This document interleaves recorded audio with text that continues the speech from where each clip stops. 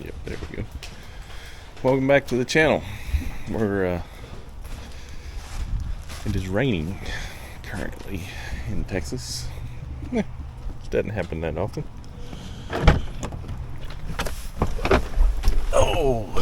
So I recently bought Starlink, so when I go on trips, I can have connectivity, I guess, and be able to upload videos, or if I need to work, I can work. Well, I guess it's supposed to be vacation, but not really much vacation. Yet to be available. So I bought this thing so when I go fishing or go up into the mountains, doing Jeep stuff, driving trails, that I'll be able to do things and maybe even hook my phone up to it and do whatever. But we were playing around with it. I got the mini to get this thing back in here. I got the mini to do can't see nothing. Make it small, bought a case for it and everything, and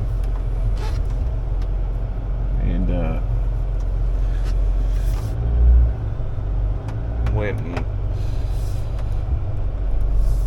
so I could put it in here, or put it out when we get to camp and stuff. And I don't see myself using it much for going and turn this off, going to down the road or anything like that, because I'm usually either by myself, and my dad ain't gonna watch videos if he's in the passenger seat. My nephew might use it if he goes with us in there again like we did last year, but my dad had the idea of sticking it right up here and seeing if it got signal through the roof.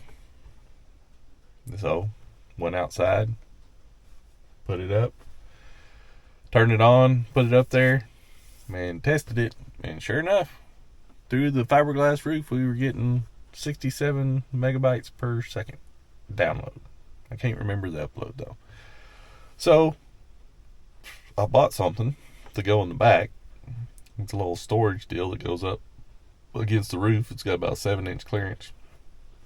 And I'm gonna put that in. I'm gonna build a little mount to mount Starlink to get it closer to the roof. And then we're going to test it and see what happens. See if it still is getting good signal back there. We're going to wire it in and everything, and to where it runs off, I can push the auxiliary button and run it along with my radios. I'm going to run from the power pole up here to back a cord to plug into it, and then when I turn that on, my radios will work and the Starlink will work. So, and it'll also clear up some of the clutter I got back there. So I got to put other storage up there, so it's a twofer. Even if it doesn't work, I can maybe raise the back seat up again. So we're going to do that and watch along, and we'll see how it goes.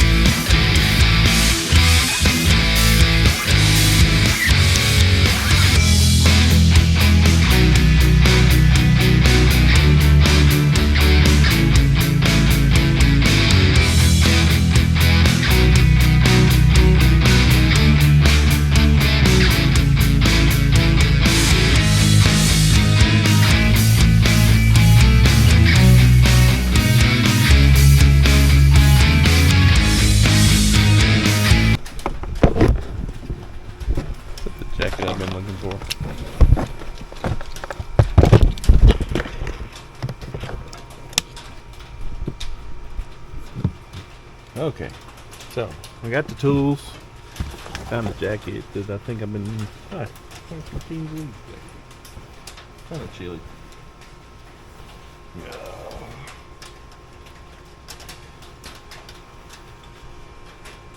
Let's see here. There we go. Been looking for that jacket. See, that's why I need this thing. So we're gonna get one of these.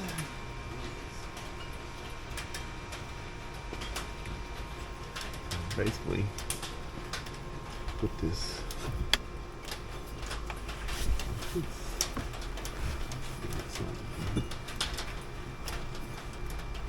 Boy, howdy. Doesn't really fit very well.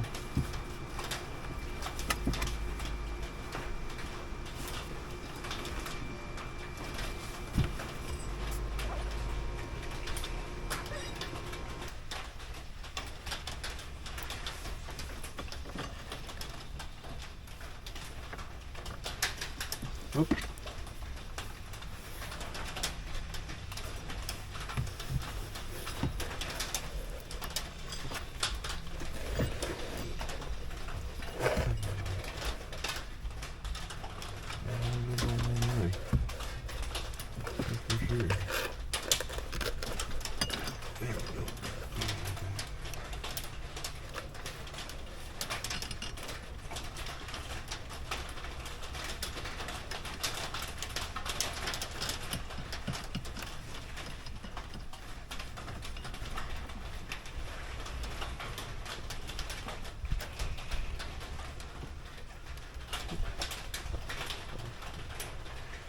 I did bring it over here.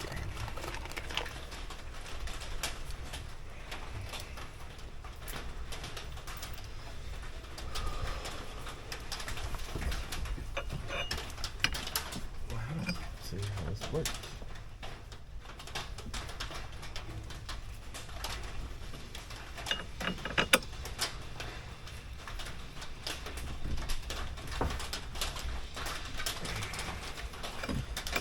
Oh.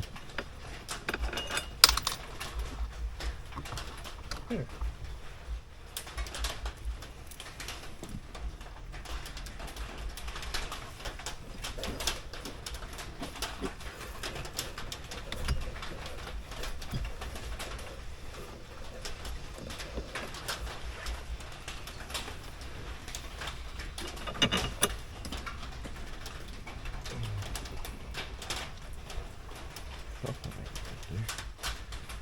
Let me try putting that side on first.